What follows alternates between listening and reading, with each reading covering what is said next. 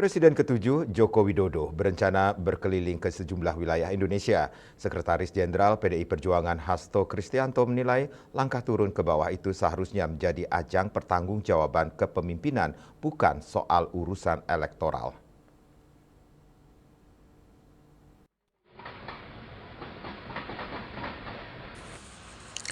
Seusai melaksanakan kegiatan memperingati Hari Lahir Pancasila di kantor DPP PDI Perjuangan di Lenteng Agung, Jakarta Selatan, Sekretaris Jenderal PDI Perjuangan Hasto Kristianto mengatakan menilai langkah turun ke bawah itu seharusnya menjadi ajang pertanggungjawaban kepemimpinan, bukan soal urusan elektoral.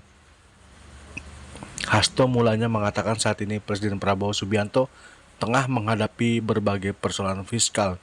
Hal itu merupakan dampak dari kebijakan pemerintahan sebelumnya.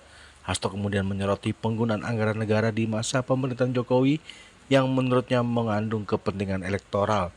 Salah satunya ialah anggaran bantuan sosial atau bansos yang jumlahnya sangat fantastis. Ya tapi kita melihat sekarang kan Presiden Prabowo kita lihat menghadapi berbagai persoalan fiskal. Itu bukan karena dari Presiden Prabowo, tapi karena juga akibat-akibat sebelumnya. Bagaimana saat itu misalnya untuk kepentingan elektoral dipakai belanja bansos yang begitu besar dalam hitungan para pengamat-pengamat politik luar itu mencapai lebih dari 13 miliar US dollar. Kemudian belanja infrastruktur yang tidak memberikan suatu multiplier efek pemindahan ibu kota, kebijakan hilirisasi yang ternyata hanya menguntungkan suatu oligarki.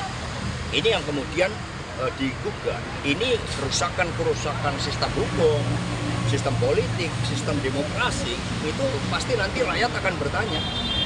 Jadi turun ke bawah bukan persoalan elektoral, tapi harusnya pertanggungjawaban seorang pemimpin. Mas Hasto.